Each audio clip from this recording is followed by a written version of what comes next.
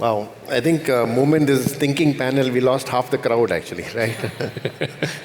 So less pressure on you, VLK. Less pressure, yeah. So, More thinking. yeah.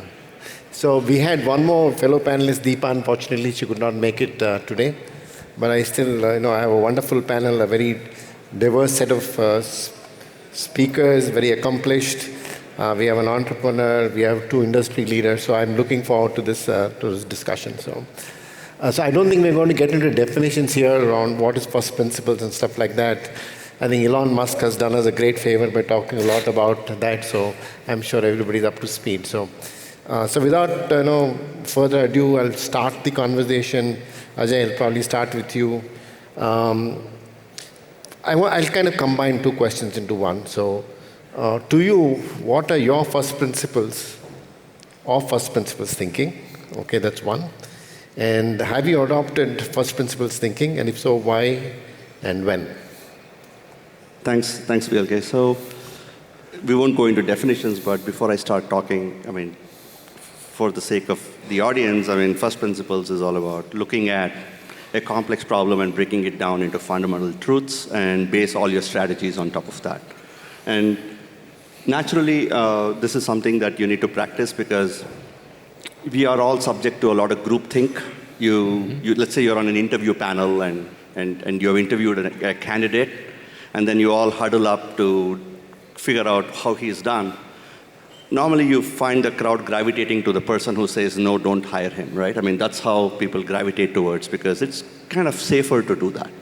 Or then there is groupthink when there are like 50 people and 40 people are thinking about something in a particular way, and you tend to go with that because you feel the wisdom of the crowd is great and you want to go with it.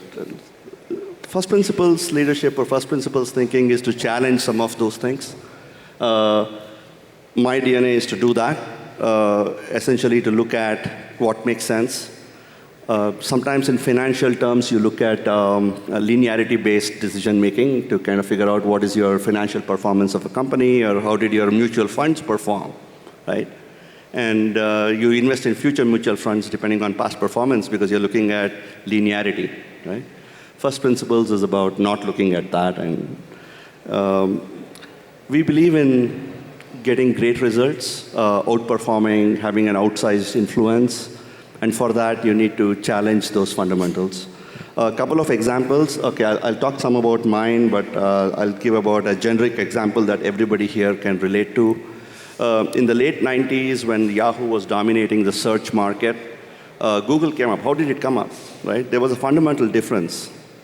All the search engines were throwing up results based on the number of keywords that was there in the links that it would actually throw up as your search results, right? Google decided not to do that. They went with what you call a PageRank algorithm, where they looked at number of relevant links that were actually accessing the page that you were accessing. And it threw up those pages. That was a revolutionary step that created this huge company today, which is doing all the great stuff. It's created Waymo, it's created autonomous driving, and amazing stuff, that one thinking, right? And that was by the two founders. Closer to home in a small way, myself, when we started Pure here in India, one of the things we did was we looked at how we hired people. We are a very new company, and very young company in India, but the average age of the workforce is not young. The average experience is very, very high. So we started hiring right from the start. And we said we will not go and hire from campuses because we can't do the right thing, right? Some of these things is counterintuitive because I've seen a lot of new companies getting set up, but they say, hey, we are a young company, we'll go and hire, and we will have, like, let's say, level 2, level 3, level engineers, and then they'll somehow kind of come up, right? So challenging some of that was something that we think. Last point before I hand off, because I know we have a little more time, is looking at diversity, gender diversity, right? So what is an ideal percentage for gender diversity, right? How many of us think it should be like 50-50 kind of a thing? The audience can raise your hands. I can see all of you, actually. Okay, just 2 people think it should be 50-50. Okay, great. Okay, the audience is not diverse enough here, seems like. Okay, all right. So this is not to take a poll here, but a lot of companies have diversity targets. I worked in a few before which had these targets, and this was just based on an aspiration that we need to get to 50-50 or 40-60 in favor of gender diversity. But how practical is something like that? Your company can be as diverse as the representatives talent pool that's available out there. If the talent pool is 30-70, you can overachieve. You could probably see 35-65. But striving for a 50-50 with that talent pool is something that will not set you up in the right way, right? So again, the group think, and then there is, critical thinking. So, yeah. So wonderful. No, thanks, Ajeya. Some great examples. Chaitanya, I want to go with you on a very slightly different track. So there's a saying that if you're thinking logically, you're not thinking at all. Meaning that if you can think it logically, a computer can do the thinking for you. How do you encounter situations where, even some complex problems, you can't really break it down? And then you being an entrepreneur, I'm sure you've hit that a zillion times. So how do you look at this when you really can't break down a complex problem? So. Thanks, VLK. Very nice to be here, as always. ZInnov is like coming back home. But the point that VLK made, I think before we get started, maybe one sentence if I have to say what is first principles thinking. It's defined as look at something, deconstruct it, identify the fundamental truths, then reconstruct it in a way that is much more optimal. That's a one-sentence definition. And VLK himself mentioned the nice legendary story of what Elon Musk is supposed to have done with respect to re-engineering the complete rocket engine. But Elon Musk had one big benefit, which is he had access and belief in immutable facts and sciences of physics. So there's something that was defined. It was constant. It was very clear, agreed, and the world worked according to it. But companies don't have that benefit. There are no such immutable facts. There are no such immutable laws that a company has to operate on. So for me, I think the first principles for any company starts from there. What are the immutable tenets or beliefs on which the company will live and die? If the founders, the shareholders, the investors, the core team defines it, then that becomes the constant around which everything else can be solved. For example, can we say that if customer obsession is a very abused word, if truly we mean by that is whenever something has happened and any decision has to be taken by anybody in the company, there's one option where the customer is going to benefit, the other option is where the company's P&L is going to benefit. What call are you going to take? That's an immutable fact, and you're going to work around it. So when we define this kind of a sort of a guardrail or a fundamental laws equivalent to physics, then first principles can start from there, because companies are living, breathing organisms. The second thing that has helped me personally is systems level thinking. The reason I'm saying that is I read this beautiful, eloquent quote which said, a company is nothing but a series of bottlenecks. You solve one, traffic gets jammed in the next one. It's almost as if you're saying, I'll solve the Phoenix Market City signal problem, then everything else gets stuck at the Sheraton signal. So it's that equivalent. So the solution is systems design thinking, and that's a very common thing that we as founders see daily. In our OKR calls, the performance marketing head comes and says, I've improved the ROAS by 6%. The VP of product comes and says, I've improved the funnel conversion by 10%. The retail team person says, I've increased store footfall conversion by another 12%. But when you look at the company level, company would have grown 4%. So it's essentially each of them is looking at a local maxima, but then the bottleneck is moving somewhere else. So unless you look at the whole system and keep solving it at that level, it's not going to solve. So for me, to answer your question, can you define the immutable laws by which your company can live and die? And second, once you know that, can you solve it at a system level rather than at an individual department level? Those two are probably useful tools according to my limited experience. I think wonderfully articulated, Chaitanya, absolutely. I think question for the audience, I'm not expecting an answer, is, if I ask you what's the first law of physics, you'll probably tell me Newton's law. Question for audience is, what is the first law of leadership? or what's the first law of management? And if you have an answer, I think we'll solve Chaitanya's problem, right? It's no longer an immutable problem when you have a law. So, I mean, today we are in the AI world, Kunal, right? So there's no conversation without AI. So question to you is, would AI be capable of first principles thinking? Where will it succeed and where would it fail? So first of all, thank you very much for having me on this panel. It's great to be here with you guys. I think we've spent pretty much the entire day talking about AI, so I think the answer must be a yes. Right? But if you step back and think about... Answer is, AI doesn't know kind of stuff. No, sorry. But if you step back and think about where AI is, right? And we've spent a fair amount of time talking about how big a wave it is, the technology adoption, how much data it is being able to process, how advanced the technology is becoming.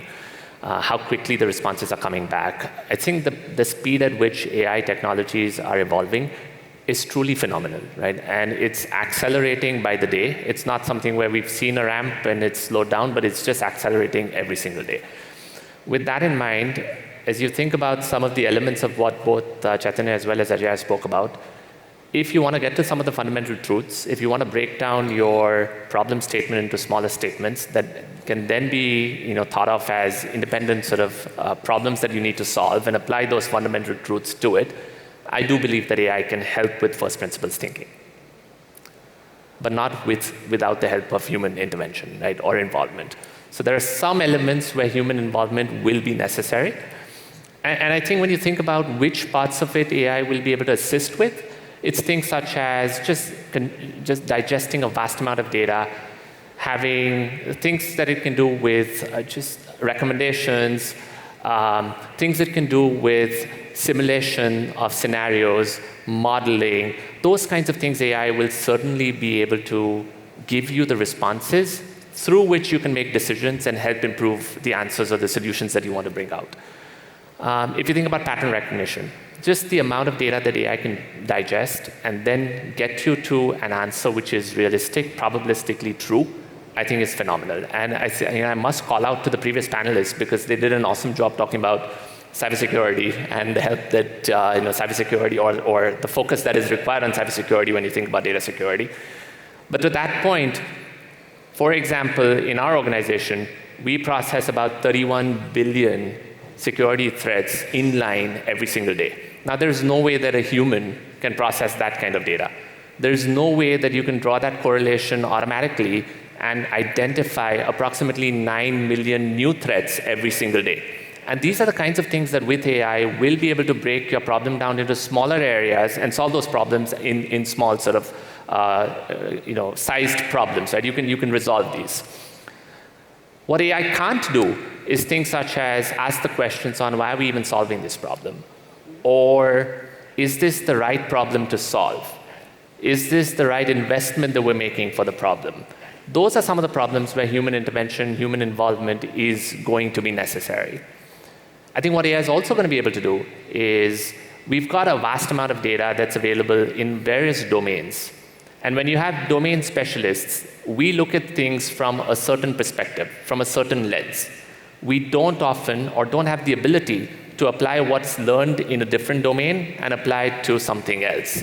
And that's where I think AI can play a critical part, right? Where you take, for example, learnings from the logistics field or learning from e-commerce and figure out how some of those behaviors can be embedded into, let's say, cybersecurity solutions or into some other part of the tech stack that you're trying to solve for. And that's where I think AI is going to come in and help, right? So if I were to summarize, what I would say is the why part of the question is something that I think humans will need to be involved in. The what part of the question, I do believe AI will help solve somewhat. The how part of the question, I think AI will completely be able to solve in the near future. And I think that's the progression that we will see. Yeah, beautifully articulated. I truly appreciate that. So, Chaitanya, I'll come to you again before I come to Ajeya because I have a very... No, I was about to say, it was one of the rare panels where AI is not in the subject line, but I find that there's a question that's sticked in here. Chaitanya, I mean, I don't know how to ask this, but in your organization, what percentage of people would need to be first principle thinkers? And where do you think they need to be positioned? I mean, the question is, does everybody need to, if everybody is doing first principle thinking, we'll have chaos. So. I think if you go to a warehouse manager or a factory production floor shop floor person and say, this is how first principles is, this is how you should think and why, I don't think they even care about it at all. So what we did was, short of cloning Ankit and me, my co-founder, we said there has to be some fundamentally radically different thinking of how we build a company, because the difference between a startup and a large enterprise is essentially speed and a sense of mission. So unless you clone 2 founders into many more employees, what else can we do? That was the question that we asked ourselves. And last year we did somewhere around $150 million in revenue. We have about 6 factories, 35-40 warehouses, and maybe about 110 stores. It's a nice PR line, but what I'm trying to say is internally it's a mess to run such an organization. So how do we get somebody in Indore warehouse, or how do we get somebody in Karimnagar 500 square foot store to behave like this? So the only solution we came across which was sustainable was incentive structure. Saying, can we disrupt in how we provide incentives to people? Can everybody feel like an owner of Wakefit? So in our company, we provide stock options to shop floor executives, machine operators, customer service executives, retail. We have, Ankit and I were failed entrepreneurs before we started Wakefit, so we have a big belief in failed entrepreneurs. So we've hired about 40 of those entrepreneurs in residence, and what we do is we have an uncapped ESOP structure for them, saying there is a revenue and a contribution margin target, and you keep achieving it, and then you keep getting an ESOP that is uncapped. Usually ESOP is one part of your salary. At the end of every year, you get credited based on your tenure. Here, tenure doesn't matter. Everything you achieve, you keep getting, and there's no cap for it. So the point I'm trying to make is, because we were constrained by not being the top paymasters, because we were running a 3,000 odd, 4,000 odd employee workforce, the only way to do this at a scale was getting everybody to think about Wakefit as owners. And to your question, we cannot go and train them or give them specifics on what first principles thinking is, but as soon as you say you're part of Wakefit and you own it, whatever good or bad you screw up, it impacts all of us. It automatically changes their behavior. So we have sort of addressed it this way in a tangential manner, but in a startup, I would go to the extent of saying everybody has to think first principles. Yeah, wonderful. Very, very, very well articulated. So, Ajay, moving to the corporate side of things, right? First principle thinking relies on challenging fundamental assumptions that we know. This is easier said than done when an organization needs stability over growth. That's a fundamental challenge in most organizations. How do you prioritize thinking in these kind of situations? Before I go there, I've known Chaitanya for some time, and I did not know this story, so thanks for saying this on this. I appreciate it. Stability over growth, I know it's a little bit different than there's a lot of focus on growth, but stability does not necessarily mean stagnation. So for me, stability would mean, ability to kind of continue to do innovation, ability to build good products, maintain high quality, great quality of life, and upward mobility, right? So there are several aspects to that. Going from an example, right? Like from my current, what we are doing at Pure is we think stability in terms of letting people feel great about working here and them to feel a high degree of locus of control. And when do you do that? When you provide things like mobility, you're able to kind of do different kind of things in the same company, right? So you're not doing the same thing every day. The other thing would also be that you look to promote more generalists rather than people who are super specialists, so that you have let's say you are working in one team and then you go and join some other team, right? So you experience a different management style, and then you go to some other team. So there is so you're not letting groups actually become silos, then there is a lot of people that's moving around, and then there is more uniform way of actually management and things like that, right? It is also about focusing on the goals. Like, would you rather have a company that's actually giving predictable results, and you're predicting that you're going to achieve something and you're going to achieve it, right? You're just walking the talk, or would you then kind of throw it all away and do something else? Value is created over time, if you look back, by really with companies who have been highly predictable and what they've actually done. Mm-hmm. And those would be some of the things that I would focus on. Stability does not mean stagnation, basically. It definitely means growth in many ways. It also means progress. Recently, we've had some disturbances, we've had some wars and stuff like that, right? The one thing that everybody in India, because we went through that with Pakistan, and I can see that there's some things happening in the global stage and other theaters in the world. What is everybody in the world craving for when that was happening? They were craving for stability, right? So we all want stability, so yeah. Very nicely said. Wonderful response. So maybe before I chime in as well, right? Like Ajeya said, unlike Ajeya, I have not known Chaitanya for a long time. We just met today, but thank you for sharing your story as well. Yeah, it's a very inspirational story, Chaitanya. So. I think when you think about first principles leadership or first principles thinking, most people associate that with something grandiose, something big, something revolutionary, right? That's how most people think about it. Yeah. It must be a startup. It must be something that the CEO starts that needs to be a transformation of the strategy for the entire organization. But I think in reality, I think it is something that can be used in practice to solve real-world small problems, day-to-day problems, and change as a result of multiple of these problems that you solve the trajectory of where you want to go. We spent some time talking about group thinking. I personally feel that there's something called even industry thinking, right? Where the industry operates in a certain way, and that's the only way that the industry knows how to evolve. And that's where when someone steps back and says, let's think about it from a first principles point of view, you can fundamentally change a solution, or you can build something that then becomes creative, innovative, and then changes the trajectory of what you're trying to solve for.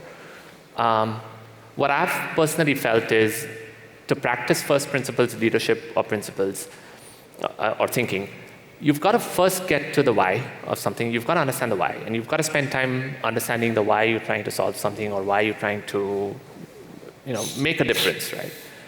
Once you've figured out the why, you've had the clarity on the why, you've spent a ruthless amount of time on prioritization of what you do and what you don't do. And then you get into what is execution mode.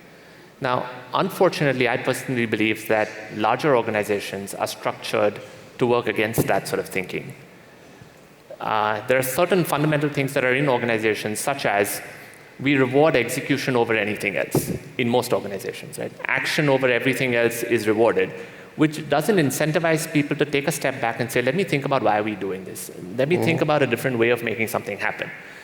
So our incentives, our culture, the fundamental truths that we have in the organization, sometimes, without us realizing it, come in the way of us being able to step back and say, let's apply first principles and think about how we can solve a problem, right?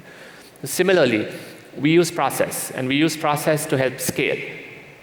But as soon as you put process in place, at some point, we measure people on adherence to process versus the outcomes that they deliver. So in some ways, that also comes in the way of us going back to first principles and saying, are we solving something, right? I'll probably take a minute more and give you an example of something that we did within our organization to challenge that group think or industry think in some ways. Cybersecurity provider as Palo Alto Networks.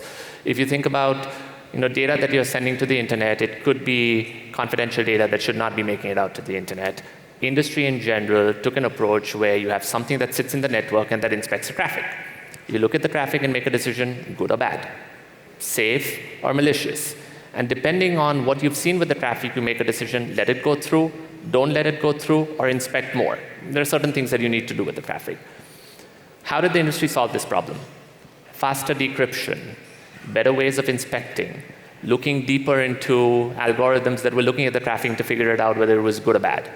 But I don't think anyone stepped back and said, what are we really trying to solve for? Which is the user wanting to send data securely. That's all that they want to do.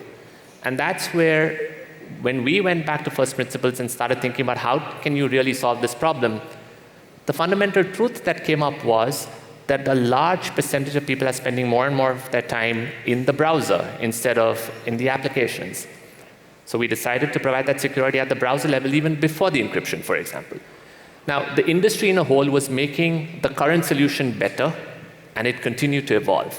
But stepping back and thinking about it very differently, with the new truths that emerged, with the new things that were in play, allowed us to solve the problem in a very different way, in a more effective way. So I think those are some of the things that we do to figure out how you can break some of the inertia within large organizations, but to get back to thinking and trying to solve problems in a different way.